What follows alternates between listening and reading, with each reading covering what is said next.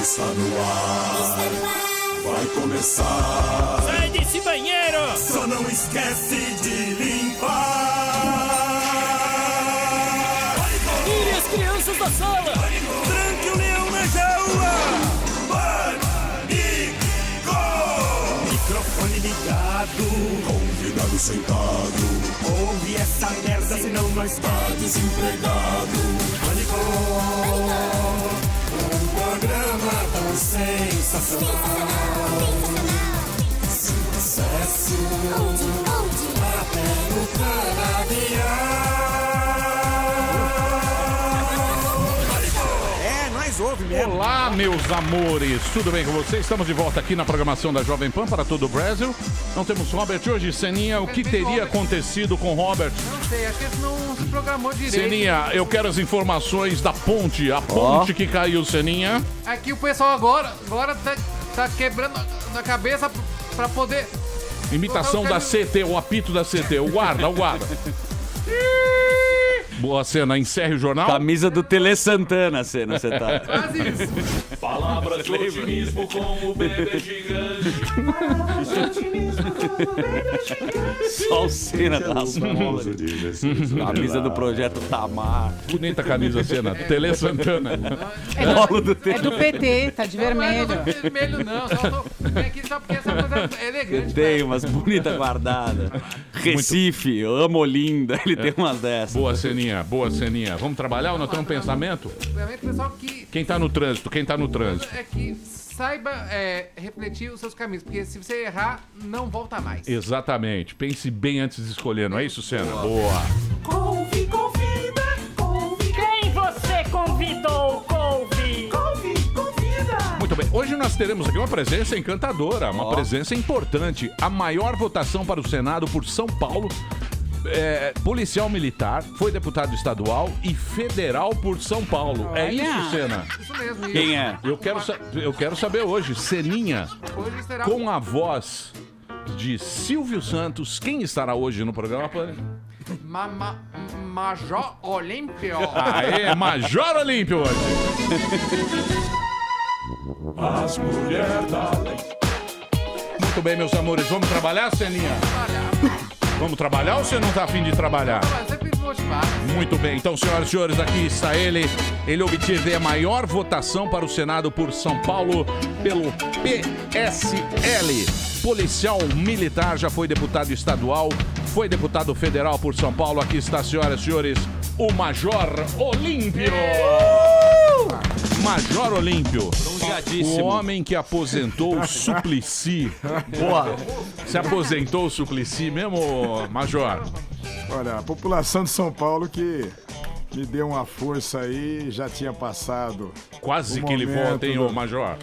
Até a última pesquisa, até a última hora, eu nunca acreditei em pesquisa, mas a pesquisa me colocava lá em terceiro, quarto lugar e ele absoluto como eleito. Mas você não acredita em pesquisa mesmo? Olha, tanto não acredito que quando nós tivemos uma mini reforma eleitoral, uma das emendas que eu tentei aprovar lá era a proibição da veiculação dessas pesquisas. Não, de jeito, tem que ter. Mas da forma que elas são, Tem que ter uma Emílio, pesquisinha, Pensa Major. igual você. Emílio, você pega a delação da JBS do Ricardo Saúde, ele conta na delação como é que ele pagava pro Montenegro no Ibope por ponto pros candidatos que interessavam a mais ou a menos dos patrocinados pela JBS. Perfeito. E aí a gente vai vendo o que vai acontecendo no cenário depois, a irresponsabilidade. Porque depois chega no dia da eleição, aí a Cavalário, o Paulino, o Montenegro chegam, olha, mas nós acertamos a boca de urna, hã? Só que vai induzindo as pessoas e muita gente tem aquele sentimento, olha, eu vou votar no cavalo vencedor. E isso é manipulado mesmo. De uma pesquisa para outra, tinha 7 pontos de diferença em relação à minha posição. Eu sentindo uma coisa nas ruas, nos contatos, e as pesquisas retratando justamente o oposto. E a gente sabe dessa manipulação, agora com a delação da própria JBS, está lá. É simplesmente uma questão de apuração. É questão de grana o resultado que vai estar ali. O tal de margem de erro, você põe o que você quiser ali e sem a menor responsabilização. É diferente, você vai fazer uma pesquisa de mercado, um produto, da tua audiência. Ali é uma responsabilidade, dá para se mensurar nisso. Na política se manipula, isso é uma forma de alterar completamente resultados. Eu não concordo, eu acho que o Instituto muito bom, tanto é que estamos em primeiro lugar. Agora a gente Entendeu? acredita. Agora sim. Então não podemos jamais, mas eu acho que é o seguinte, ao invés de Pesquisa eleitoral. Não, eleitoral eu concordo total. Primeiro lugar, agora eu vou Não, discutir, calma. Isso é Ibope, eu concordo. Ô, ô, mas não dá, mas- você tem razão. hein? Mas aí o melhor é ver a credibilidade do Instituto e não simplesmente proibir. Porque se proíbe isso, vai proibir uma informação. Mas Tem uma Mas uma oportunidade informação de... tendenciosa, Emílio, Ah, errada. não, mas é que tem uma oportunidade de mercado aí maravilhosa de fazer um instituto sério, né? A gente, os dois casos mais escandalosos foi no Rio de Janeiro e Minas Gerais, né? A eleição do Romeu Zema lá em Minas e do Witzel no Rio de Janeiro, assim, a diferença superior a 10 pontos percentuais, é um negócio Sim, absurdo surreal. mesmo. Eu não sei, cara. a pesquisa do Ibope dava com 12. Eu fiz 29% Não, Emílio. dos votos válidos no estado. Mas se for pensar bem, Major, a tua eleição foi na última semana, meu. Porque você via com as pessoas falando, porque tem...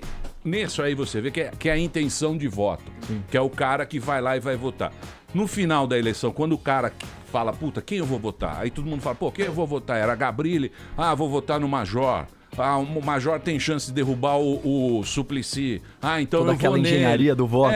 Mas o que o Instituto dá é mais ou menos um movimento. Tava ali, cheio de sabe? eleitor no armário, Emílio. viu, Major? O Major, ele colocou com maestria. Ô, Major, porque você começa a votar no cara que tá mais... Você fala assim, você tá em dúvida com o seu candidato. Se você vê que o cara tá lá na frente, você fala, nem vou votar nesse cara porque ele não tem chance. É isso que a pesquisa faz. É isso. E Pesquisa ele deu... orientou o meu voto. E você me Falo corrija, também você tranquilamente, foi viu? muito bem porque você teve o apoio do Bolsonaro e foi uma coisa Sem que você dúvida usou nenhuma. com muita verdade. O foguete propulsor da maioria dos eleitos no país, no PSL, ou quem estava com o Bolsonaro, foi justamente a figura do Jair Bolsonaro. Bolsodória, pô. Essa mudança também Né? pegou a carona. Pegou. Eu, ao contrário a isso aqui, Só o mas Dr. Ray que tentou e foi pegou a embora. carona. E teve a treta lá, né? Com o Bolsonaro lá no final, você, o Dória. Teve um... Não é questão. Política é negócio complicado, né, Major? A questão toda foi o seguinte: a minha bronca, é assim para se colocar, se chama PSDB. Fiquei 24 anos aqui no estado de São Paulo, enterrando um policial ou agente penitenciário por semana por ação ou por omissão do PSDB. Então eu disse até na campanha, eu não abraço meu carrasco. Eu não vou lá pedir votos, o que significa o extermínio que foi da segurança pública, e a população é quem mais sente o reflexo disso.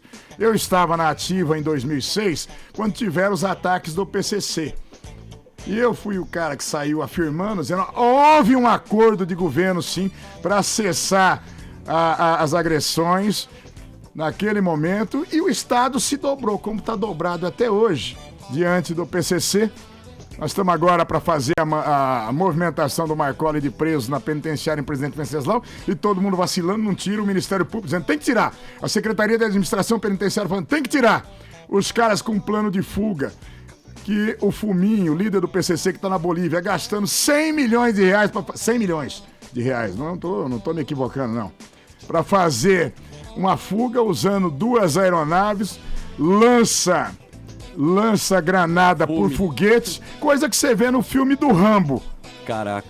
E nós estamos com 200 policiais da Rota do Choque, do COI, sem ter rota na cidade de São Paulo, desde o dia 10 de outubro, porque fala, olha, vai ter um ataque, hein? Então vamos nos preparar. Os caras com arma de guerra, o governo sem tomar atitudes. Isso começou lá em 2006. Eu documentei e pedi pro Exército, o General Ramos, graças a Deus, deu metralhadora MAG, arma de guerra. Só que só deu as armas, não deu os homens. Estão lá os homens da Rota do COI lá. E o governo dizendo, deixa pra lá e vamos administrar com isso. Essas coisas que me indignaram. E o Jair Bolsonaro falou, ó, eu estarei neutro em São Paulo. Né? E eu liberei todo o partido. Declarou que todo mundo sabia que o Márcio França tinha apoio velado do PT e desejou boa sorte ao Dória. É uma questão da boa sorte, a questão da palavra, mas me deu a liberdade, e eu tô dizendo exatamente naquele momento. Eu pedi o voto pro Márcio França contra o PSDB. Acabaram as eleições, até o Dória me procurou, e nós falamos um pro outro, olha, A população escolheu você para governador, me escolheu para senador. O senador é um representante do Estado, o deputado é um representante do povo. Como é que eu vou dizer, sou representante do Estado, se eu não vou perguntar para o mandatário do Estado que ele tem a legitimidade do povo agora para dizer as prioridades dele? Ô, Major. Então, institucionalmente, nós temos que conviver. Mas, Major, você não acha errado apoiar o Márcio França declaradamente PT, de esquerda, socialista, que poderia, inclusive, prejudicar o governo do Bolsonaro e depois ir lá abraçar o Dória? Não parece as raposas velhas? Primeira questão de PT, socialista e esquerda, isso aí foi, você está dizendo, a argumentação do Dória em função do processo político em relação ao França. Não, mas ele é do Partido Socialista porque você tá Brasileiro. criticando Foi o- líder do Não, Lula mas na até aí- Câmara. até aí- o cara criticando se o governo, ele articulou era pra ser vice ministro do Lula. Alckmin. Vocês, o Major, ele chegou. Lembra que ele gritava vergonha? Quando foi aquilo? Não, o grito do vergonha, O gente. vergonha, O vergonha é vergonha. Lembra do O vergonha foi o dia que foram fazer a nomeação do Lula lá no Palácio do Planalto. E no dia anterior, a Dilma já tinha mandado o Bessias. Falou, Bessias. Lembra do Bessias? o Lula, Bessias. é a Lula, ligação, né, assina da aí, Dilma. Lula, porque é o seguinte. Você conheceu o Bessias? O Moro, naquele momento, doido pra já botar a mão no Lula naquele instante, daí ela foi dar um guarda-chuva pra ele, que foi a nomeação pra ministro da Casa Civil. E no dia anterior, eu tava lá fora, junto com dezenas e dezenas de manifestantes, carro de som, dizendo, poxa, e não pode um negócio desse, e eu também lá junto, alguns parlamentares. E eu fui pra Câmara, depois fui à noite pro hotel onde eu moro, e eu indignado, eu falei, eu sou uma merda mesmo, né? Pô, eu vou lá e vai acontecer isso, e eu tô aqui, o povo gritando lá, e chegou na hora, eu resolvi, eu falei, eu vou nessa posse. Eu não combinei com ninguém, não tinha ninguém de imprensa combinado, tava só o Renato que trabalha comigo, falei, vamos lá no Palácio. Ele falou, nós vamos aonde? Nós vamos lá no Palácio. Porra, mas você vai querer testemunhar essa caca? Eu falei, não, eu vou lá. Aí eu sou parlamentar, me credenciei na fila de parlamentares, entrei lá e até aí eu só manifestando, falei, puta que pariu, o que vai acontecer? Perdão. O Barba vai ganhar o foro. Perdão. A hora que foi anunciar o discurso dela, eu não me aguentei. Foi mesmo, isso é uma vergonha, Dilma, isso é uma vergonha que está acontecendo. Tinha lá, era até no segundo andar do palácio, né? Então, tinha até elevador, escadarias. O pessoal que estava lá de convidados, muitos até parlamentares, começaram a me chutar as canelas, uma série de coisas. Você tomou a caneladas? segurança me arrancou. E eu gritando da minha indignação, que eu estava achando aquilo ali o fim do mundo mesmo, que era um espetáculo dantesco pro povo brasileiro. Você dá um salvo-conduto, você nomear o cara naquele momento ministro, para que ele não pudesse ser alcançado por um juiz de primeira instância, aí dizendo, todo mundo sabe, você é malaco, você é bandido, mas você tem um guarda-chuva agora. Aqui tem uma pergunta pro senhor, já né, ficou bem claro que essa era uma manobra para garantir foro privilegiado, né, ao ex-presidente, e foi fundamental, vamos dizer assim, esse bloqueio da posse dele, porque senão as coisas teriam caminhado em outra direção. O senhor é a favor ou contra o foro privilegiado para parlamentares? Eu estou lutando contra isso, gente, porque só para a população entender, né? Se eu e o Emílio descemos agora na Avenida Paulista e agredimos uma pessoa e matarmos uma pessoa juntos, ele vai ser recolhido preso, em 3 meses ele está cumprindo pena pelo homicídio, com uma série de qualificadoras. O meninão aqui que é deputado, isso vai para o Supremo Tribunal Federal, com uma grande possibilidade de daqui a 15 anos estarmos com isso adormecido. Né? Você pega o Renan Calheiros, que quer voltar a ser presidente do Senado. Ele tem 15 processos. Muitos deles já foram para caducidade, já prescreveram ao longo do tempo, porque tem a garantia do foro.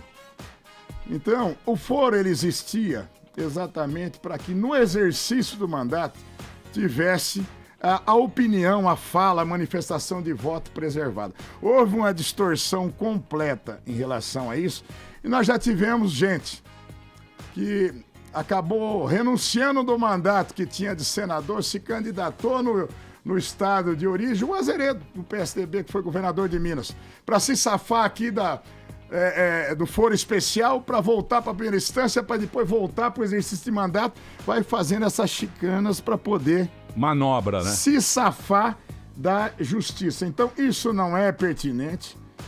Isso é vergonhoso mesmo, que nós pudemos lutar em função de acabar com isso, só que tem gente demais interessado na manutenção do foro. São 58 mil autoridades, olha. É um número absurdo. Que é quem tem foro especial por todas as formas, por todos os motivos, por ser autoridade em todos os níveis. Isso aí não é simplesmente uma forma de se safar da justiça que afeta a qualquer cidadão. Quem tem foro privilegiado, ele acaba tendo uma distinção. Um benefício. Né? A gente pega a série de televisão agora, quando você pega lá, o cara dizendo, comemorando, subiu pra Brasília a minha ação. Aquela série lá, o Mecanismo, né? O Mecanismo, não é? Pro Supremo! Pois é. Eles comemoram, né? O mago, né? Pois é, pô. É uma comemoração de uma tragédia para todos nós que você acaba dando um salvo-conduto. Inclusive na prática de crimes comuns. Eu falei de um absurdo de matarmos juntos uma pessoa, para quem está nos ouvindo saber exatamente a intensidade do que pode acontecer para aquele que tem hoje o foro diferenciado privilegiado. O que você achou, já que você não é um cara arregão, assim, eu posso falar? Tem um pouco de medo da sua pessoa quando você me olha assim, você vai me dar um tapa na cara, tipo o Capitão Nascimento. Você tem uma força assim no olhar. Mas Joyce Hasselman falou que você é um cara destemperado e aí teve uma treta entre vocês. Você deu uma... Você tretou com a Joyce. Não, a história dele é assim. A Joyce chegou... Os caras apagam incêndio com gasolina lá. A gente gosta de jogar pólvora aqui. Diz que a Joyce chegou aquela peitudona. Chegou. Olá, de taier. Chegou toda de taier e sem calcinha. Linda, Joyce, um beijo pra você, minha querida. Diz que ela chegou, aí o Major falou assim, ó, não queira sentar na janelinha, não. Pega ali o corredor. Vai pegar uma água pra mim, 01.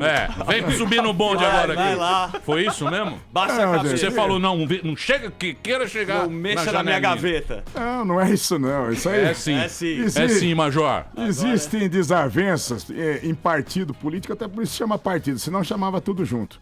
Não é necessário que todo mundo possa concordar em tudo.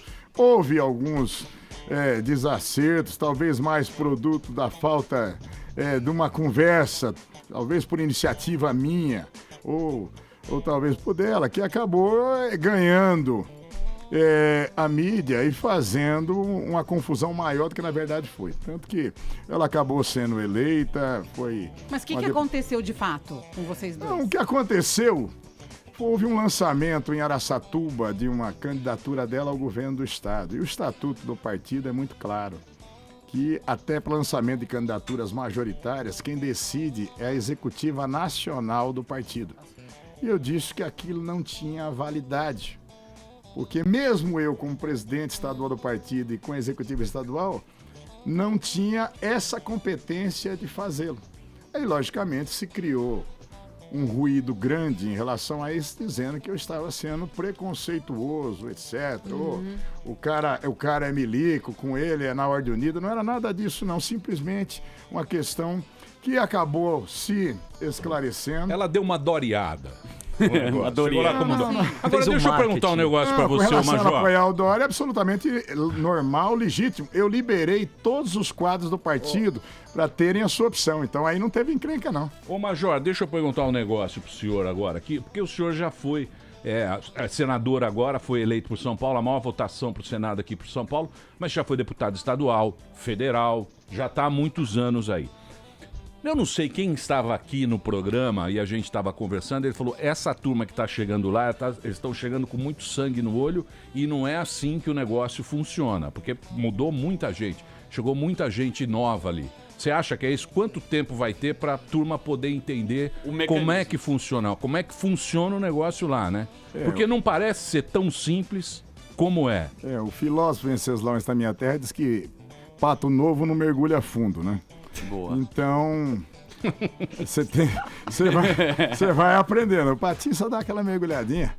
Mas a questão na Câmara e no Senado é até de domínio. Eu tenho dito aos novos parlamentares eleitos, ontem nós tivemos uma reunião com todos os eleitos deputados e senadores, e no PSL, gente, dos 56 eleitos, 48 são novos. Então, o Conselho Maior de aprender o regimento da Câmara, o regimento do Senado, o regimento do Congresso quando é votação, quem domina o regimento aprende a dominar aquela casa.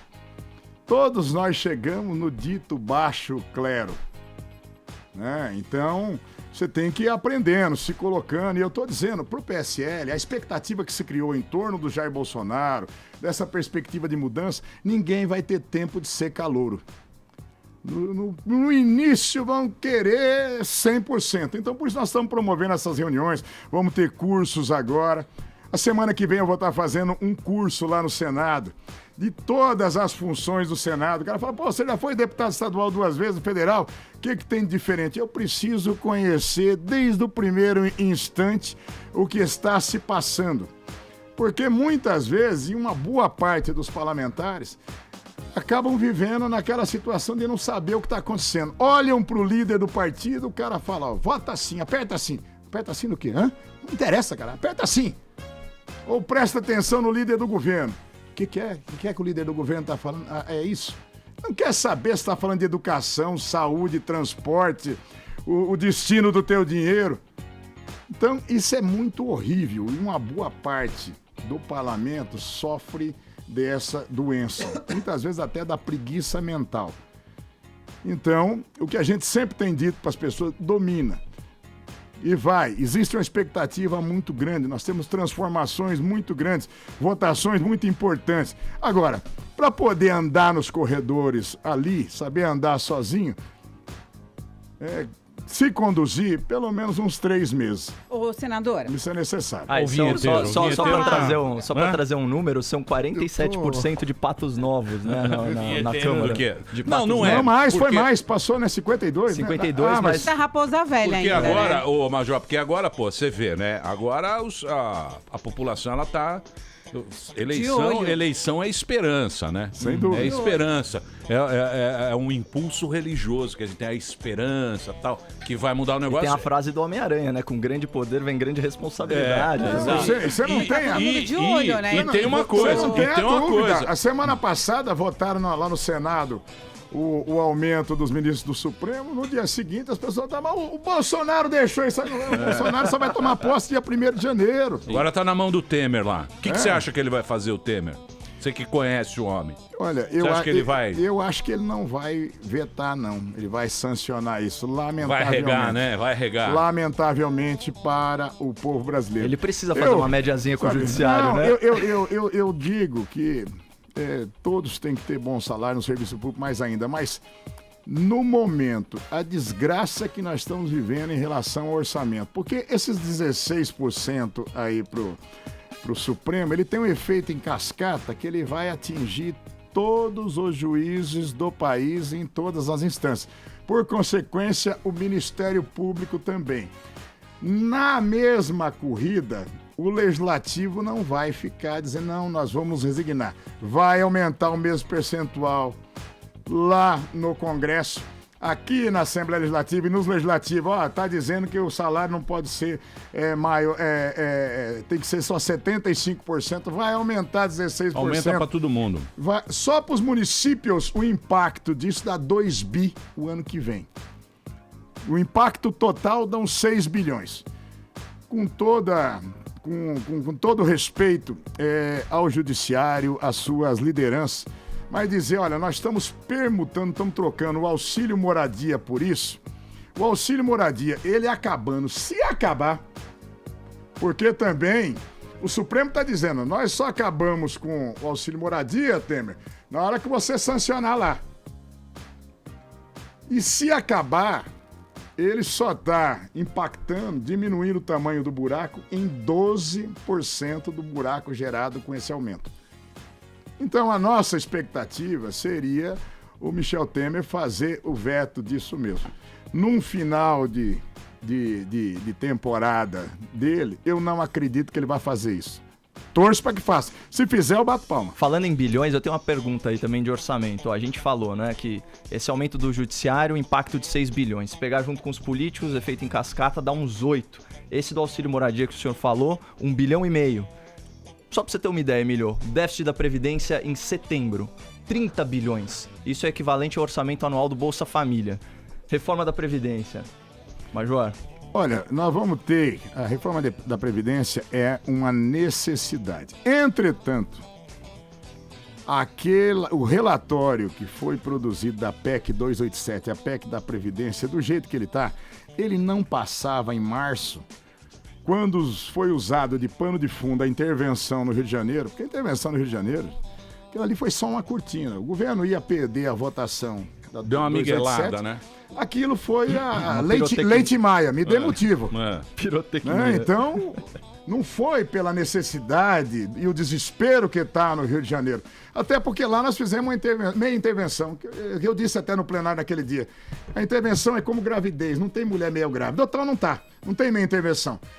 O Temer pegou o pezão e falou, escuta, querido, fica sossegado.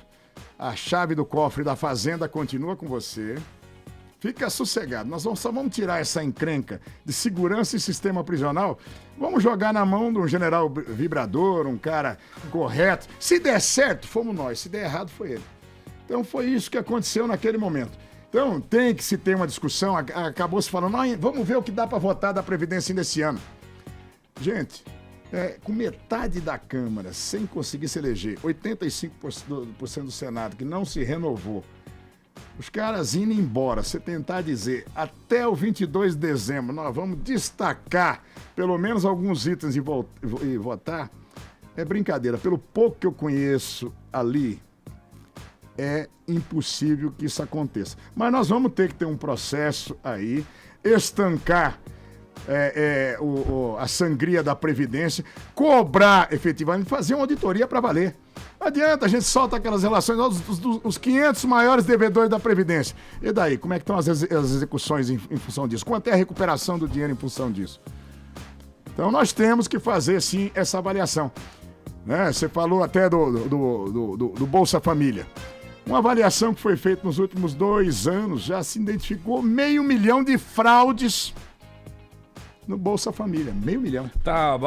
O coreto tá bagunçado, né? Tá bagunçado. Eu tava vendo ontem que saiu lá o negócio dos médicos cubanos também. Disse que foi um negócio meio que Cuba que pediu, né? Foi um negócio que a gente não ficou sabendo. Isso aí aconteceu mesmo? Denúncia da Folha de São Paulo. E mostrando que, na verdade, as jornadas de junho, né, de 2013, elas foram um mero pretexto para já apertar o play de uma conspiração, literalmente uma conspiração que já estava toda ordenada, né? Então, isso daí foi literalmente uma transferência de renda para a ditadura cubana em flagrante violação aos direitos humanos. Afinal, os médicos cubanos estão aqui em resumo. Eles vendem o cara, vou te entregar um cara médico aí. E não é só pro Brasil que fazem isso. E aquela documentação da Folha, ela é vasta. Ela mostra até como é feito através da Organização Pan-Americana de Saúde, a OPAS, o governo brasileiro fazendo. Cuba está extremamente preocupado que vai perder muitos bilhões de reais. Foram 7 bilhões de 2013 até agora. Então... Diz que vem espião cubano também ou é conversa, ô Major? Você que é do Você que é da inteligência. É tão bom espião que nunca ninguém brasileira. viu. Vai saber. É orelhinha de freira. Existe, mas ninguém nunca viu. Vocês que gostam de números, né? Tava lendo que nos Estados Unidos, eles em 40 anos gastaram mais de 1 trilhão no combate às drogas. E eu queria saber o que você pretende fazer e se vai liberar os coffee shops. Coffee shops. O que você pretende fazer contra as drogas? E você quer fazer igual no Colorado? Olha, o maior flagelo brasileiro hoje, é a maior luta nossa nesse século. Nós estamos disputando cada criança, cada adolescente com narcotraficante.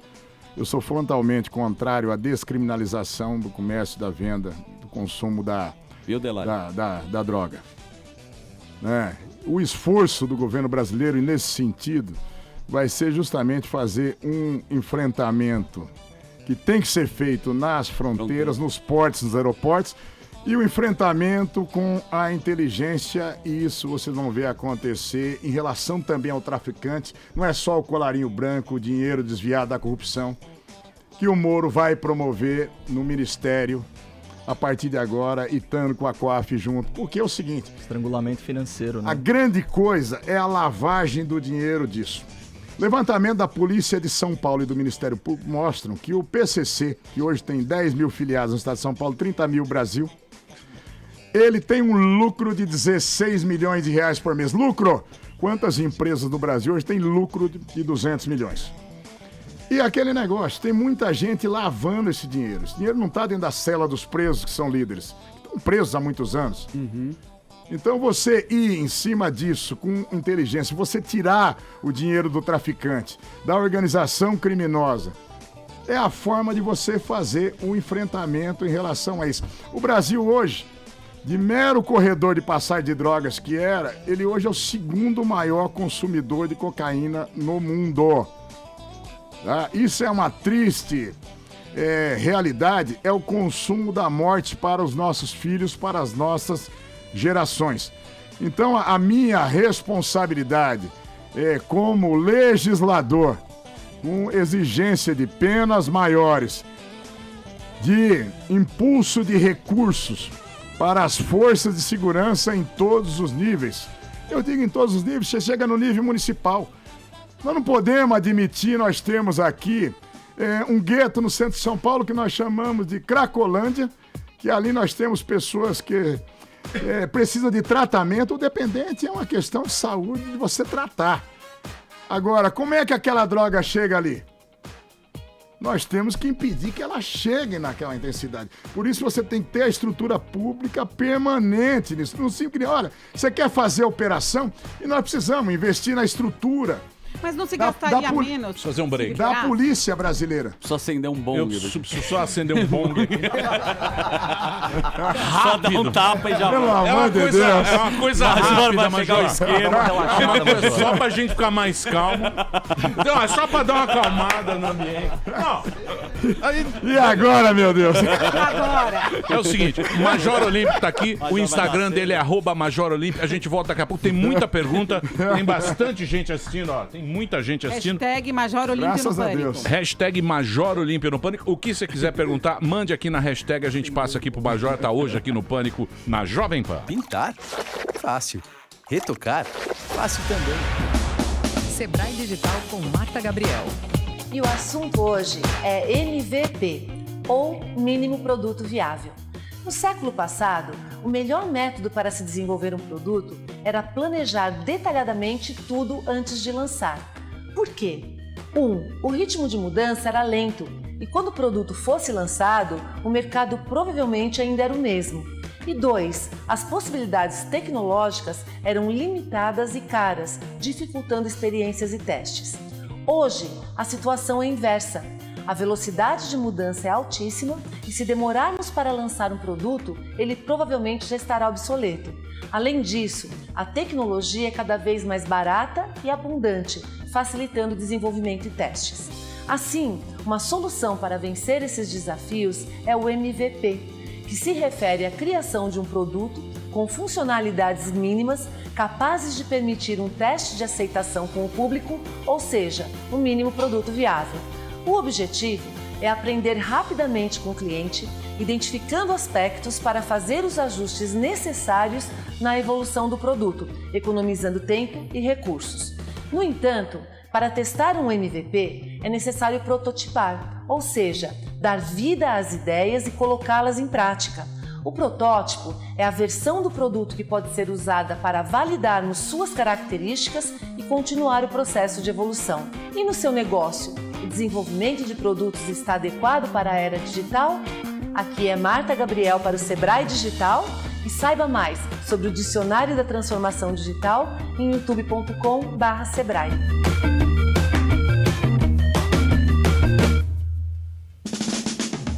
Muito bem, meus amores, estamos de volta aqui na programação da Jovem Pan para todo o Brasil. Hoje uma presença ilustre, está aqui a maior votação para o Senado por São Paulo, pelo PSL, o Major Olímpio está conversando com a gente, nós estamos batendo um papo aqui, falando sobre política, como é que vai ser a segurança, porque, deixa eu ver, né, o Major, nós tivemos muitos militares eleitos por Congresso, no total foram 32.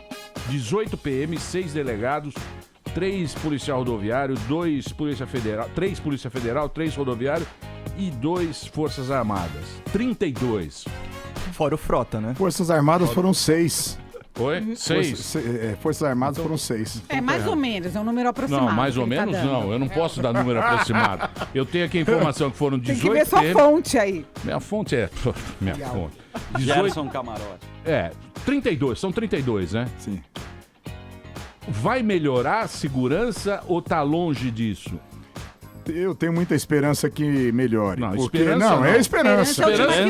Esperança é a festa do Dória. Esperança fomos nós botar lá o... Pô, senador. Vão ser implementadas medidas no governo Bolsonaro, e eu não tenho a menor dúvida com isso, que vai fazer um enfrentamento muito mais forte, parar com esse mimimi em relação ao enfrentamento da criminalidade. E esse lado da inteligência, integrando as forças policiais de fato, com Receita, com Ministério Público, com forças-tarefas de caráter permanente de enfrentamento, nós estamos falando do traficante, daquele cara do comércio ilegal de armas que acaba fazendo a mesma rota do tráfico de drogas.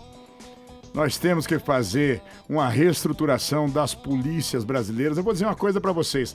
Faz 30 anos da nova Constituição que se estabeleceu no artigo 144 o sistema de segurança pública às polícias. Pois, até hoje, o sistema de comunicação das polícias não se falam. Se nós tivermos aqui na Paulista, aqui numa esquina, uma viatura da Polícia Militar trocando tiro com marginais e uma viatura da Polícia Civil na outra quadra, o rádio de uma não fala com a outra nem para pedir socorro. Da Polícia Federal com as polícias estaduais, muito menos. Aí vocês vão falar, escuta, mas vocês não praticam o óbvio? Não. Foi criado ano passado o SUSP, o Sistema Único de Segurança Pública, que foi votado depois de 30 anos. Ele está sistematizando só o óbvio. Nós temos 27 polícias civis no Distrito Federal e nos 26 estados, com 27 currículos diferentes. As polícias militares com currículos diferentes. O registro, um boletim de ocorrência feito em São Paulo, ele não tem compatibilidade com o que é feito no Rio de Janeiro. Em Santa Catarina se faz um termo circunstanciado mais rápido, aqui em São Paulo não se faz. Sistema prisional. Se você perguntar para o presidente do CNJ, que é o Toffoli, presidente do STF, CNJ, Conselho Nacional de Justiça, quantos presos nós temos no Brasil? Ele te dá um número.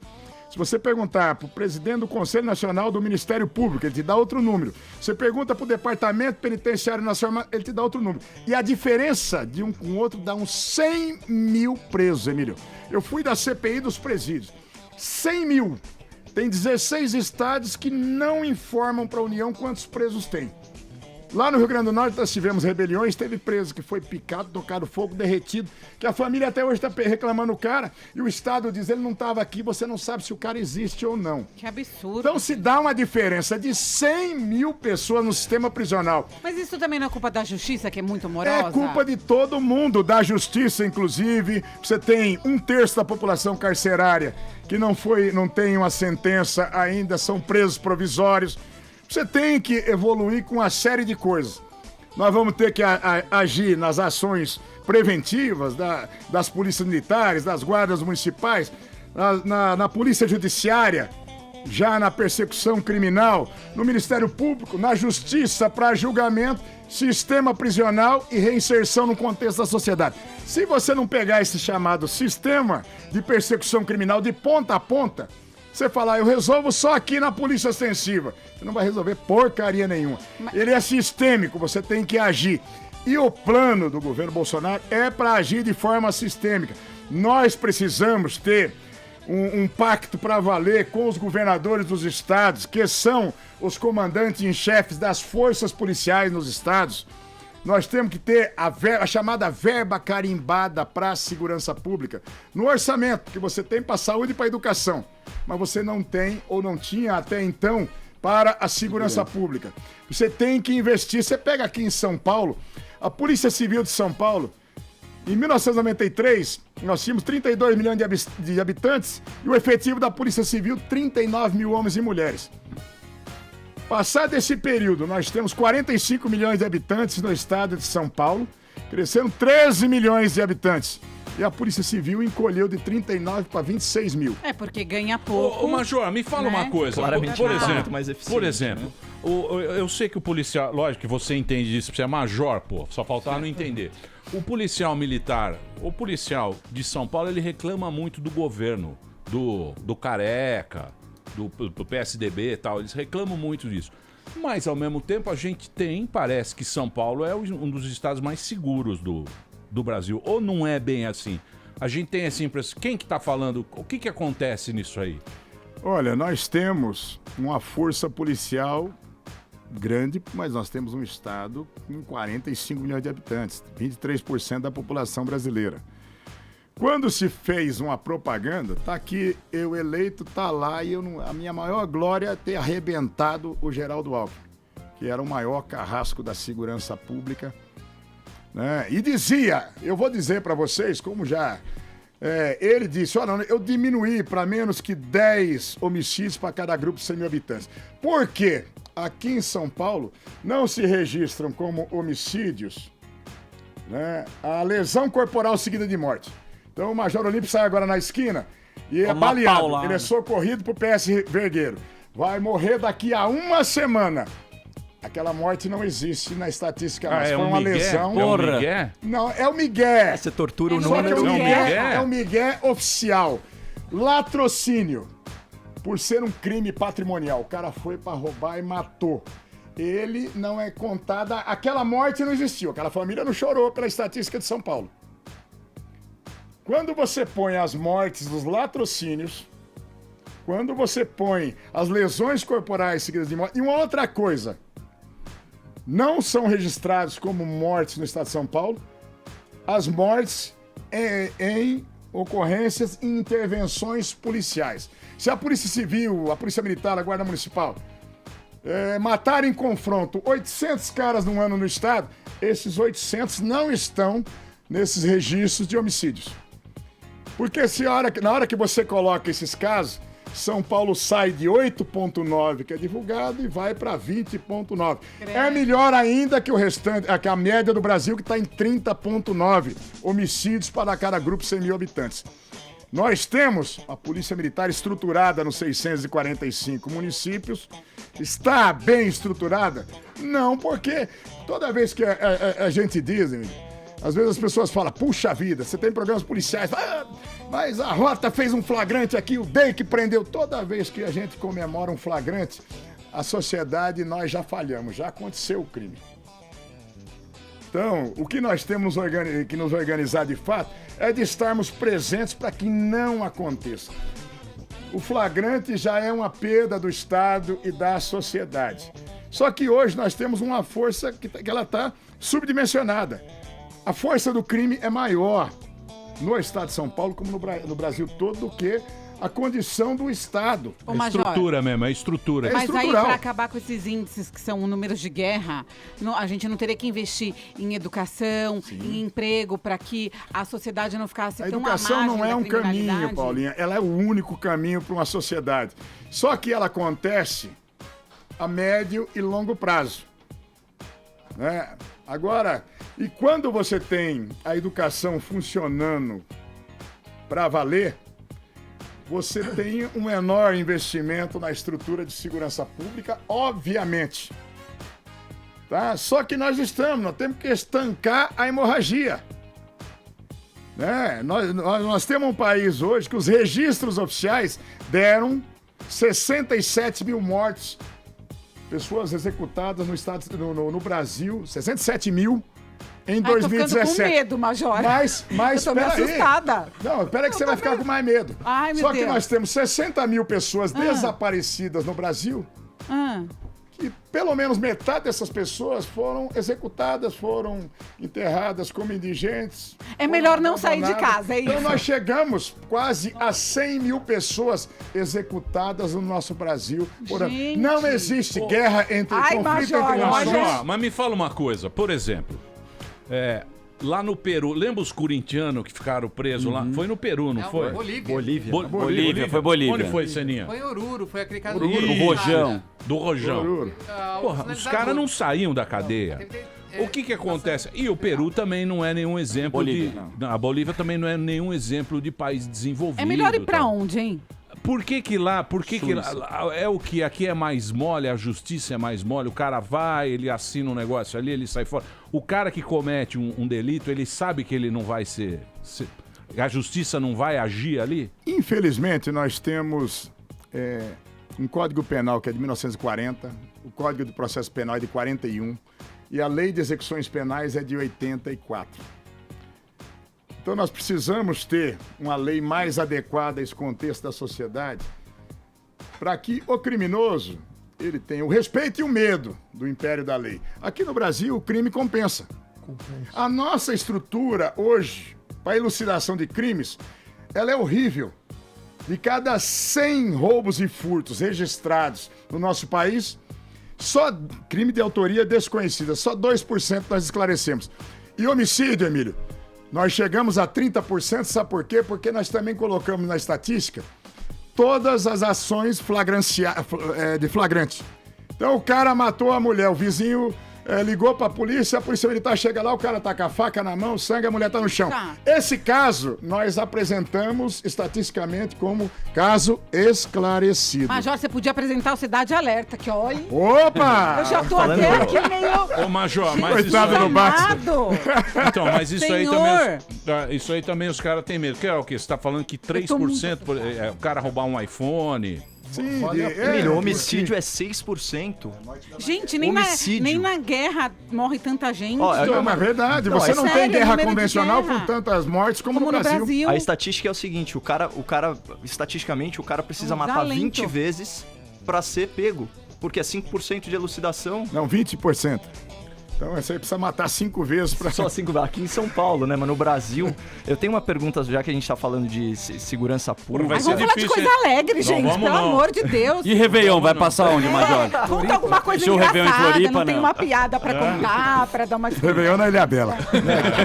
Tem muito Não, esse ano borrachudo. vai ser em Brasília, para É posse casado, solteiro, do Bolsonaro. enrolado. Falando de segurança pública, tem uma outra pauta polêmica. Você falou em prevenção do crime. E a gente tá falando muito de neutralizar ameaças, né? No caso, especificamente no caso do Rio de Janeiro, uma política polêmica do Witzel, que envolve talvez legislação, mas também envolve segurança jurídica pro policial e utilização de sniper para abatimento de meliantes aí que estejam portando aí armas pesadas.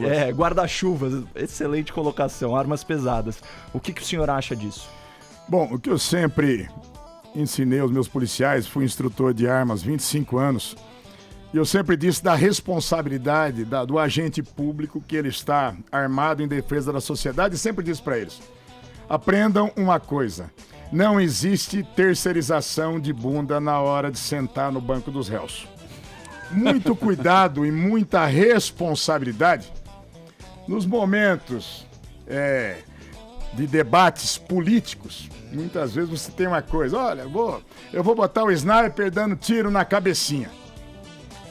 Tá? Exatamente Então, essa expressão. que o essa foi a governador expressão dele. E nós temos uma coisa, a gradação do uso da força, que é o que nós aprendemos nas escolas de polícia o tempo todo. A rainha das armas nossa é a persuasão, é a fala. E você vai tendo armas não letais até o chamado tiro de comprometimento, que ele é realizado é um tiro de comprometimento. É realizado por um sniper. E essa questão de colocar lá, olha, vai atirar no guarda-chuva, não vai. Um tiro que é feito, um tiro de comprometimento, numa ocorrência com reféns. Você vai, negocia, o cara tá perturbado mental, não vai ter acordo com isso, está na iminência da morte das pessoas. É orientado o tiro de comprometimento. E o valor maior a ser preservado é a vida da vítima. Alguém que está com um fuzil no meio da rua, ele não está lá para treinar, para desfilar no 7 de setembro. Tá? Então, o fato de ter um tiro de comprometimento, né, ele vai estar dentro do amparo jurídico. A forma que foi colocada a coisa ficou até meio assustador, fica parecendo, olha, se eu tiver com guarda-chuva, se eu tiver com uma furadeira na mão, em cima do telhado da minha casa arrumando a antena de televisão, Eu vou tomar um tiro do sniper, né? Pelo que eu entendi, seria uma política feita com inteligência, com apoio de Pois drone. é, A ordem de abatimento viria... E tecnicamente... É isso melhor não abater ninguém, já tá morrendo tanta gente. Não, olha, é o que eu sempre digo. Ou neutralizar é melhor, entre né? chorar... Abater da impressão que é inocente. Entre chorar a vítima, Paulinha, você que é a vítima, entre chorar a sua família e chorar a família do bandido, que chora do bandido. Sim. Ô, Major, mas Então- eu tô aqui pensando, né? Você casado com a Cláudia. Sim. Aí eu fico pensando vocês num restaurante. Como ela manda em você, né? o seu Vocês num trouxa? restaurante. Cláudia você- manda nele. Ele é machão Porque, fora por exemplo, de assim, casa. eu- Lá ele abaixa lá. Cláudia Bate tá falando. continência. Tá lá o Cláudia. Olímpio falando essas Porque, coisas. por Deixa exemplo, ele chegar. eu chego em casa, eu só falo do meu trabalho. Eu vou jantar com meu marido, eu só falo do meu trabalho, mas falo de artista. Por isso que ele falo vai do na Emílio, Indianápolis. falo do Ronivon. Eu fico pensando, você vai jantar com a sua mulher, você só fala de morte, de crime, de estatística, deve ser de assusto. jeito Coitada nenhum. dela. Ela Deve já corta ser na hora, não uma tem coisa conversa. assustadora. Não, e eu não falo só de morte e crime, vocês perguntaram. Não, mas é um assunto maravilhoso. Eu Eu tô muito gostaria de assustada. continuar Assim, ouvindo. no Eu jantar. tô gostando desse tiro de misericórdia aí. Como é que abater. Comprometimento. Tiro de Ficou bonito o nome, né? Bonito. Pimba, pegou No jantar, o assim, bumbo raquidiano. você fala sobre o que com a sua esposa? No nervo raquinho. No jantar. não, eu- Qualquer casal Mas normal, ele- tomamos cerveja, tomamos vinho, damos risada, falamos da novela, falamos de tudo, dos filhos, de tudo. Mas pelo alto nível de estresse que um policial sofre, você estava colocando que é o primeiro passo, né? Inteligência emocional. O cara tem que saber verbalizar, ele tem Sem que saber dúvida. colocar esse respeito. Não tem também que fazer um estudo ou trabalhar a parte da, sei lá, psicológica do policial. Isso é feito o tempo todo, gente. Só que o estresse profissional... Tá faltando Deus. E eu te digo, tá faltando Deus no coração mesmo, é Por falar em verdade. Deus, eu tenho uma pergunta polêmica. Mas- Complementar o Mas sargento essa Pincel. questão de saber o abalo do serviço policial no lado psicológico, ele é imenso. Tanto que nós temos uma média no estado de São Paulo de 3 suicídios de policiais mês. Dá mais de 36 por ano. Agora foi da... Tá? Então, eu vou dizer pra você, o serviço é muito estressante, ele desgasta demais. Mesmo aquele, olha, você pega um socorrista no corpo de bombeiro no resgate. Ele, olha, tem uma chamada aqui, ele vai lá, vê uma criança presa em ferragem, vê não sei o quê, vê a pessoa morrer. Sabe? Ele vai somatizando aquelas angústias. Né? Ele tem mulher, tem filho, ele se coloca naquele lugar. Lógico. Você vai para uma ocorrência policial, você vai numa desinteligência, uma briga de marido e mulher. Chegou lá, o Tigrão chegou cheirado Cachaçado. ou doido em casa, arrebenta a mulher, as crianças, você chega, ela tá toda torta, machucada, arrebentada. Aquilo te arrebenta. Lógico. Você vê as crianças machucadas e você fala, eu só posso fazer o que a lei manda. Os sofrimentos que você tem, esses conflitos, o péssimo salário, o desespero, a morte do companheiro policial, quando você tem a morte de um companheiro policial, Tem que valorizar, né? não é questão de valorizar, é o desespero. Eu já tive que ir na casa de um policial para avisar a família que ele acabou de ser... Ele foi morto numa ocorrência em que eu estava. Naquele momento você envelhece 10, 15 anos, né, em relação a... E essas angústias, por isso que tem acompanhamento psicológico pequeno, deveria ser muito maior. Ele deveria ser muito Deveria ser mais bem amplo. remunerado, valorizado pela sociedade. Porque o desgaste é muito grande. E chega a esses extremos do suicídio. Chega. Não é um trampo bom, não. É um trampo. Não. Ainda por cima é mal remunerado. E ainda por Peraí, cima peraí, tem aquela Paulinha, roupinha só ridícula colocar. de Peraí, sarja com aquele peraí. capzinho que o policial não consegue nem correr atrás do bandido. É verdade, Mais gente. dry fit Major. para... Vai aonde com aquela roupa? Tarja na Inglaterra, Colocar umas Paulinho. camisas da track and field Fala para os sério, policiais. São os bobs. Não dá pra entender um policial com uma roupa dessa. atendente do A Bob. gente tá aqui na Paulista, aí tá lá o policial com calça de sarja, aquela coisa horrorosa, se ele tiver que Marcando correr, a ele não sacola. consegue, Peraí, com aquele... Paulinha, peraí. Não, pera no que eu tô falando, é minha vez. Não, mas Bateu anfetamina, não tem viu, doutor? nada a Dá uma ver. revistada Lógico nela, que vê o que ela tem. tá Faz uma usando. batida Deixa eu Tem. falar uma coisa. Tá armado, Major, o senhor acha que o Moro, esse esquema do Moro aí, que agora o Moro vai ser o cara, né? É o cara. Tá fazendo... É um dos. Hã? 02. Sim, mas é o Ninguém cara fazer um que tá com essa bucha na mão, né? Que é o quê? É o dinheiro é corrupção, mas também é a segurança. O dinheiro do narcotráfico, dinheiro do é narcotráfico. lavagem de O cara dinheiro, vai- as facções criminosas. Isso, o cara vai mexer, Não tenha vai, dúvida. E você acha que vai ter estrutura? Agora já parece que vai ter uma grana aí que pegaram da loteria, que entrou um X para... Nós votamos ontem a manutenção de 6% dos recursos da loteria destinados à segurança pública. E você acha que vai... E esse negócio de dar arma para a população? Não é dar arma para a população. Você conhece a história? Eu tenho um amigo meu. Tem um amigo. Olha o que aconteceu com um amigo meu. Não é bolsa arma, Emílio. Não, bolsa arma.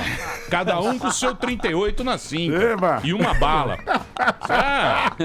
Tem um amigo meu, a história é a seguinte: ele tava na casa dele e aí. Amigo nosso. E aí teve um negócio. Não vou falar não. Aí teve um rolo na casa dele, bateram, jogaram pedra, não sei o que. Ele foi lá e pegou o Taurus dele, um 32 que ele tinha, cabo de madrepérola. E aí ele saiu todo macho na rua. Ele. Que é? O que vocês estão querendo aqui? Pá! Deu um tiro pra cima. Aí apareceu um coisa e falou: vem aqui, atire em mim. Saiu ele correndo com o Taurus atrás dele. Você não acha que isso aí isso é um problema? Não. A alteração do estatuto do desarmamento, gente. Foram feitas aquelas campanhas demagógicas de trocar arma por cesta básica. Alguém imagina o Zé Pezão descendo o morro com um fuzil? Oba, eu vou aderir, vou ganhar 2 cestas básicas, tô dando aqui um fuzil 5.56. As armas que eram recolhidas com isso, me desculpa, mas era a garrucha do vovô, a arma que morreu o marido, a mulher não sabia o que fazer com a arma. E às vezes até arma de crime, quando o cara levava a arma e a gente destruía em praça pública pra fazer um oba-oba. O cara tava dando e graças a Deus. a arma não era peritada depois pra identificar com origem de projetos nos crimes. Então, eu vou dizer pra vocês, não é dar arma aleatoriamente pra ninguém, é dar a condição àquele que preencheu os requisitos da lei dele fazer uma opção pela legítima defesa. Pronto. Então, mas hoje em dia, por exemplo, na minha época, com 9 anos, você ganhava do seu pai um 22. Você ganhava um 22 pra e ele tirar na lata. Pra tirar no pé. Qualquer problema. Dá tiro no pé de amigo no final de jogo de truco, né? Passa embaixo da mesa. Exatamente. Todo Nosso mundo tempo era firme. Você também é desse tempo. Com 9 anos, você fazia 9, 10 anos. Gente, eu nunca vi isso. 22, é maravilhoso. Na minha época ganhava carro. Eu e o Surita não. Que é isso, gente? Agora, hoje em dia... Mas antigamente era assim, era outra época. Época que você só tinha mérito que era um bom atirador quando você atirava em alvos móveis também. Num clube de tiro. Hoje em dia, a gente tem... Hoje em dia, o armamento hoje em dia é muito sofisticado, né? Hoje em dia a gente tem arma muito... É uma coisa muito sofisticada, é muito... Você não acha que isso, que se... a polícia atacar os bandidos, eles não vão ter que ter arma cada vez, mas não vai virar uma guerra? Já tem. Não, né? com relação... Eu sei, mas, por exemplo, se eu sou bandido... investir na educação. Se a gente é bandido, vamos imaginar que o major é nós, que nós somos uma facção. Aqui, Eu não quero participar dessa facção, não, gente. Eu aí tô vem fora. a polícia. Vai ser a líder, Paulinho. Aí vem a polícia. Aí vem a polícia. Se a polícia tiver mais armada que nós vamos também. Eu prefiro ficar com a querer chamar. Mas isso você não pode. Aí você está invertendo uma situação. O Estado tem que se colocar soberano e sempre mais forte. Gente. Quando a gente tem criminosos como nós temos hoje nas ruas, nas estradas, né, atacando carros de transporte de valor com um fuzil .50, 11.9 milímetros, que é uma garrafinha de refrigerante, cada bala daquela. Ele arrebenta com carro de transporte de valor, você está usando explosivos. São armas de guerra que as Forças Armadas têm, que a polícia convencional não tem. Não tem. Aí nós já temos uma ruptura da soberania. Aqui no Brasil nós estamos enfrentando isso, aqui no estado de São Paulo, nós estamos enfrentando isso o tempo todo. A tentativa de resgate de presos, normalmente com armas de um calibre superior às armas das forças policiais. E aí nós temos que nos colocar. Então, quando se diz exatamente que, olha, se o marginal tiver com fuzil 5.56, na sua versão automática, nós vamos estar com um fuzil 7.62 ou vamos estar com a .50. O Estado tem que se colocar soberano e em condição disso.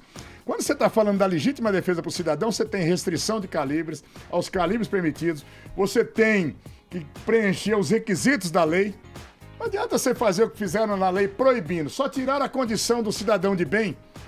dele exercer a legítima defesa na sua casa, na sua propriedade. A polícia não é E onipresente, o criminoso, ela não pode estar em todo lugar. E o criminoso, Emílio, não tá pouco se linchando se ele vai tomar uma pena acessória de 8 a 12 anos por ele estar com um fuzil na mão.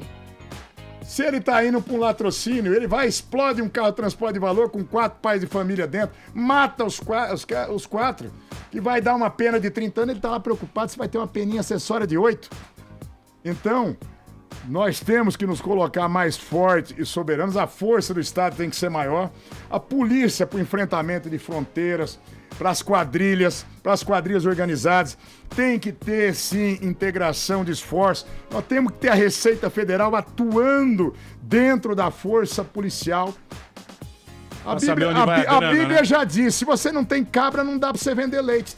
Tem um montinho de nego que vende leite aí sem mostrar as cabras. Posso fazer um break rapidinho? O papo tá bom, né, Senna? Tá com medo, Senna? Senna anda armado. Ninguém quer Mostra pra casa a pistola hoje. aí, Senna. Senna tá até suando, coitado. Tá com medo, Senna? Com a pistola armada, Senna. Major Olímpio. Ficou com tesão no Major, né, Senna? Você ficou afim do Major? Tá com o peitinho aceso, hein, Senna? Agora ele vai falar que botou no Major. Não é isso, não. Tá com medinho. Não é isso. Eu tô Quer ser revistado, né, Senna? Dias de hoje. O que é, Seninha? É que meu avô foi delegado na polícia. Quer ser revistado? Meu avô dele delegado, pô. É. Xerife. Boa, Seninha. Você não é o xerife. Muito bem, estamos aqui com o Major Olímpio levando um papo. Ele está explicando pra gente como é que vai ser a segurança, como é que vai ser o novo. Ele foi eleito aqui por São Paulo, a maior votação para o Senado pelo PSL. Policial militar, já foi deputado estadual. Lá da região, lá de Presidente Venceslau. Tem o Instagram dele também, Emílio. Tem Instagram? Fotos de sunga do Major em Maresia.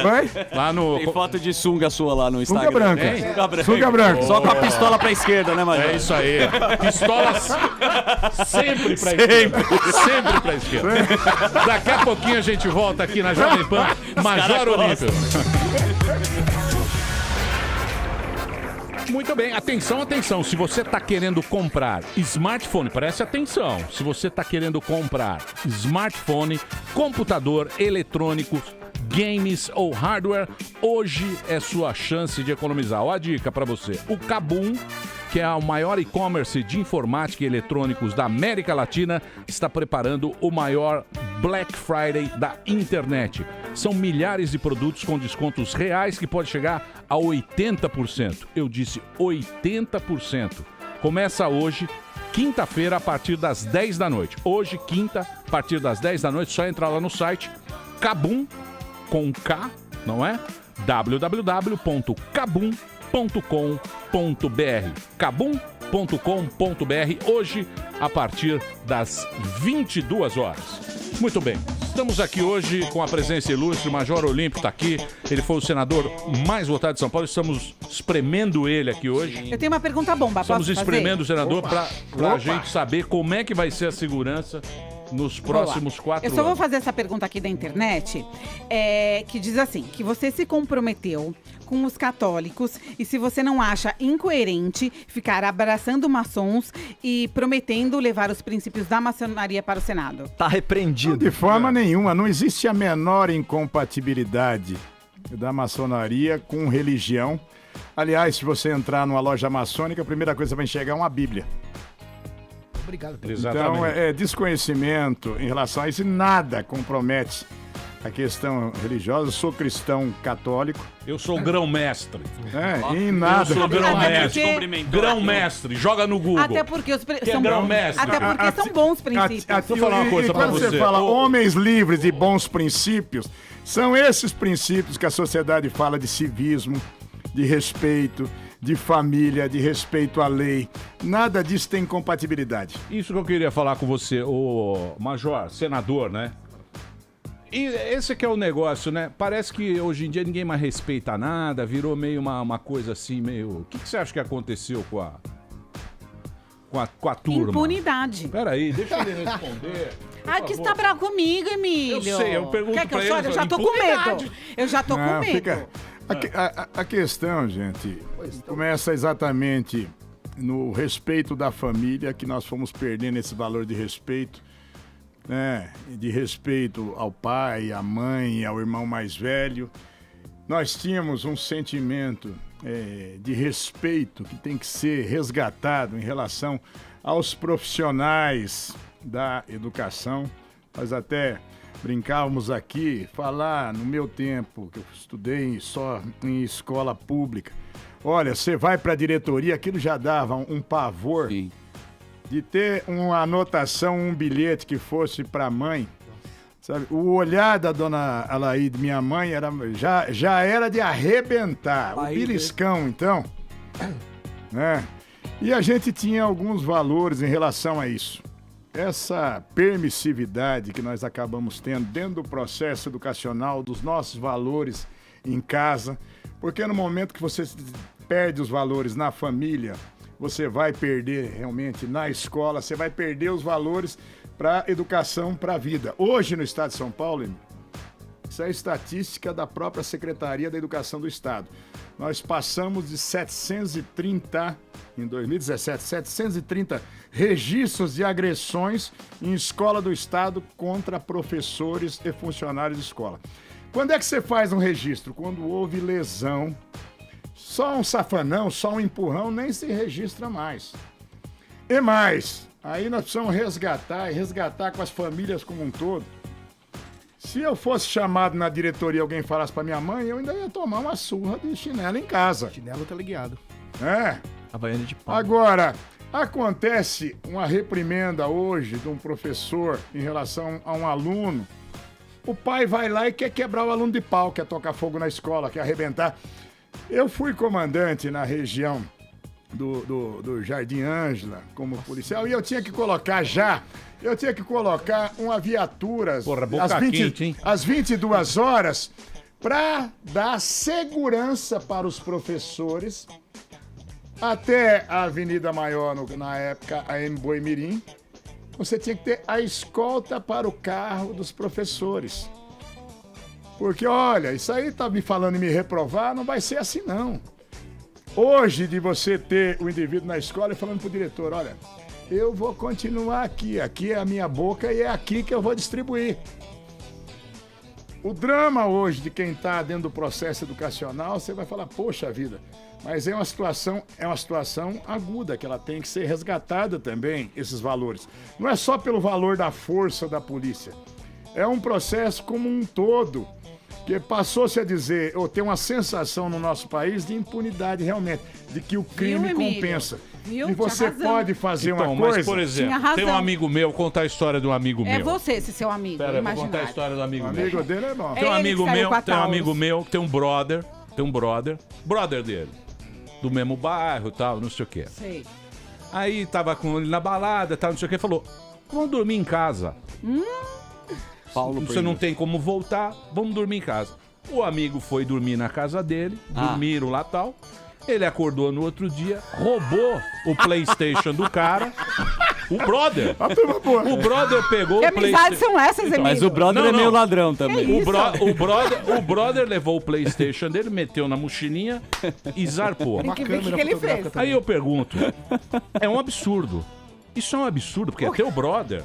Não é teu amigo, né? Não é você falar, pô, entrou um cara na minha casa, levou meu PlayStation. É teu brother. Pra você ver que uma foi coisa mediante abuso de confiança. Isso. Sim. Então, foi só isso que ele levou. Isso é o quê?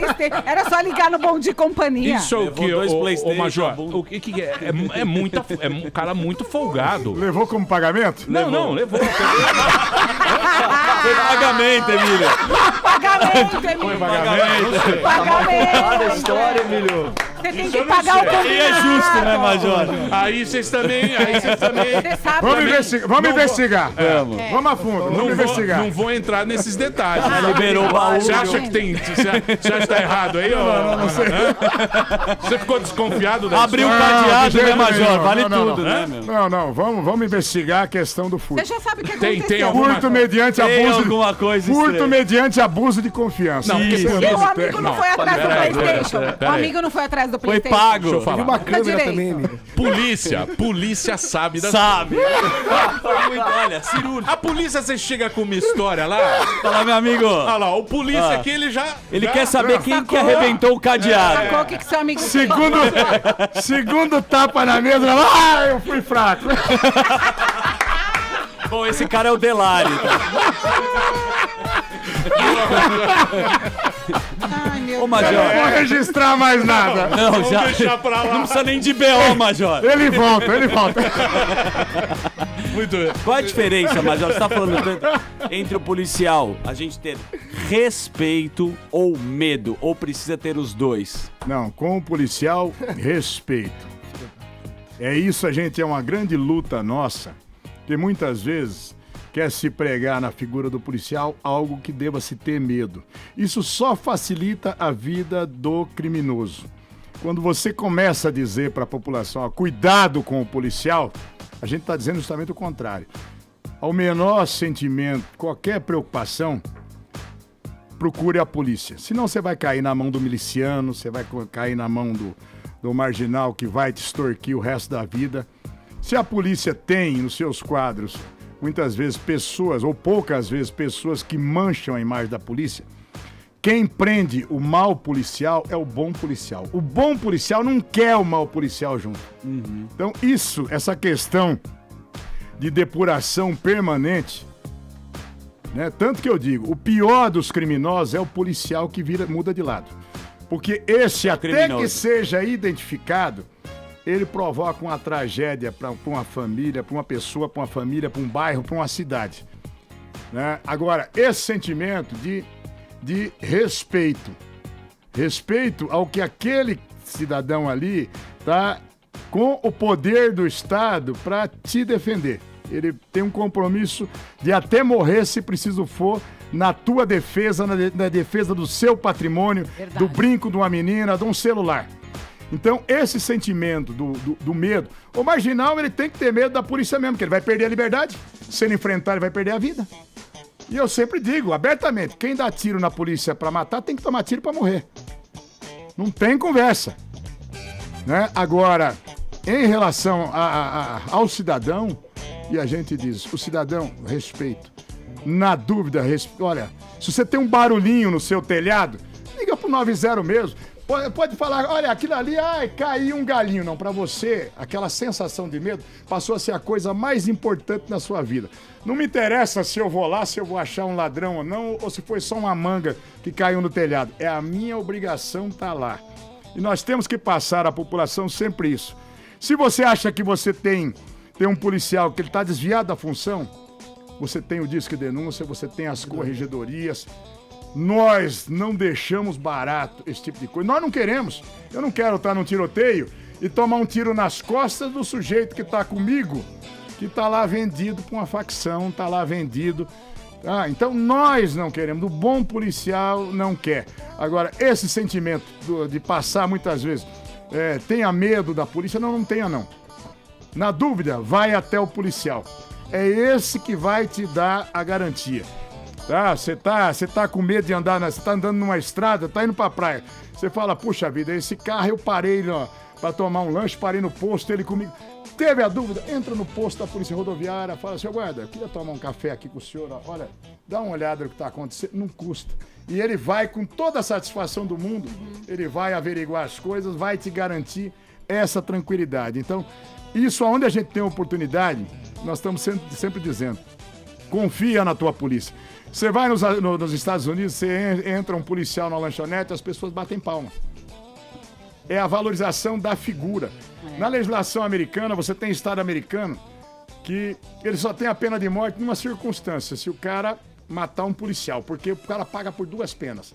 Uma porque ele tirou a vida do ser humano e outra porque ele tirou a defesa, um defensor da sociedade. Ele paga por dois crimes. Então, mas tocando nesse assunto, no tocante a esse assunto, o que o Bolsonaro estava falando, que tem, traduzindo aqui, qual é o problema de ter o policial de agir, que ele quer mudar isso aí? Ele fala que... Essa criação do excludente de ilicitude... Então, mas traduz isso aí, excludente de ilicitude exatamente o seguinte, o cara está envolvido, ele se envolve numa ocorrência policial em nome do Estado, aquilo vai ser, logicamente, investigado, mas ele não vai ser processado se a investigação verificou que ele estava agindo dentro dos limites da lei.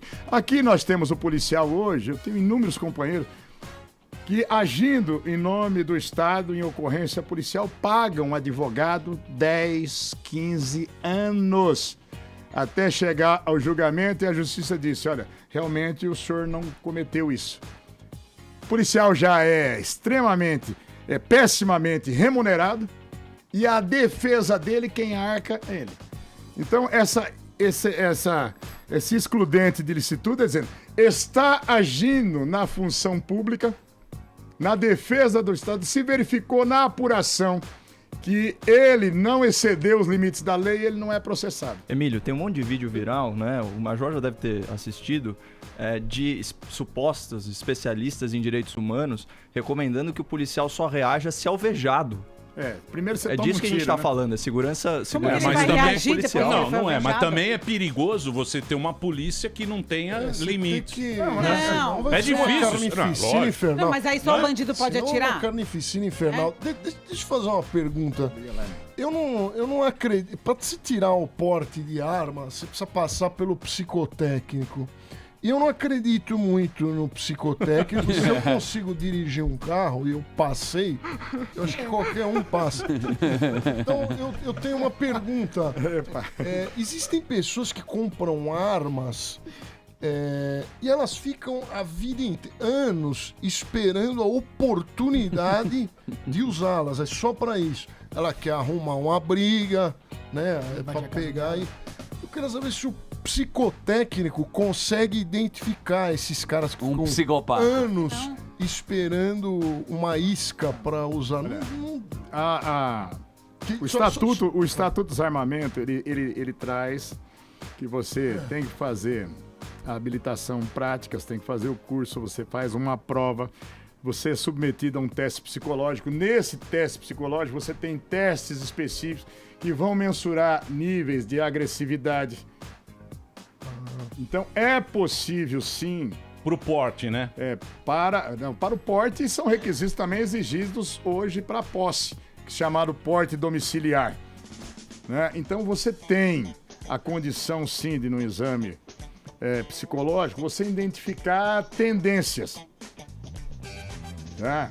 Agora, você pode ter o momento do surto. Isso é possível. Com qualquer ser humano você tem um desequilíbrio maior. Agora, é mais do que provado. O indivíduo que ele tem a sua arma legal, que ele tem e cumpre todos os requisitos da lei, raríssimas vezes uma arma dessa ela é utilizada, e quando utilizada na defesa própria ou na defesa de terceiros. Então, o que aconteceu nas campanhas é que deram vida à arma aqui no Brasil. As armas matam. Não, armas não matam pessoas. Pessoas matam pessoas. Tá?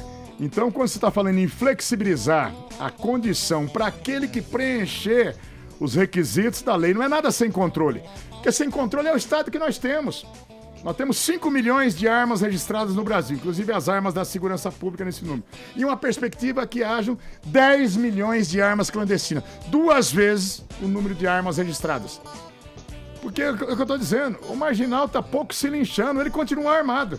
Quando nós falamos, não, o cidadão de bem ele não pode mais se defender, nós só demos a tranquilidade para o criminoso, que se não for uma categoria especial de policial, força armada, um promotor, um juiz, ele vai poder roubar, barbarizar, entrar numa casa, estuprar, praticar toda a série de barbáries,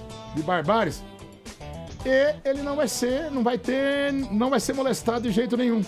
Então, esse sentimento que se passou também para os marginais, né? Quando você faz uma pesquisa, que se pesquisa pouco, mas tem uma pesquisa americana que foram perguntadas em um presídio. E 74% dos presos dizem, eu jamais ingressaria numa casa que eu possa supor que tem uma arma lá. E a maioria dos marginais dizendo, eu tenho mais medo do cidadão armado dentro de casa do que da polícia. Isso é ótimo. Isso é ótimo. Major, queria agradecer, muito obrigado por senhor ter vindo aqui, boa sorte lá no Senado. A maior votação para o Senado por São Paulo vai estar lá nos próximos 8 anos. Tem bastante coisa pra fazer lá. Obrigado, Caio, você ter vindo. Valeu, tá? Milhão. E vamos esperar aí que a gente tenha um pouco mais de segurança, né? Tá todo mundo torcendo aí pro negócio, pro jogo virar. Obrigado, Major. Eu que agradeço. Major Olímpio, pra você seguir o Major Olímpio, é @Major Olímpio no Instagram. Nós vai ali, vai. Muito bem, meus amores, eu vou embora, certo, Seninha? Vambora, Sena? Na quinta-feira pensando em boas pautas e outras surpresinhas. É isso aí. Amanhã estamos de volta aqui ao meio-dia. Obrigado, Caio. Obrigado a todos. Amanhã, meio-dia, a gente tá de volta aqui na Jovem Pan. Tudo de bom. Tchau, valeu. Terminou! Mas já terminou? Terminou! E eles não desistem! Se já terminou, vamos acabar. Já está na hora de encerrar. Pra quem já almoçou.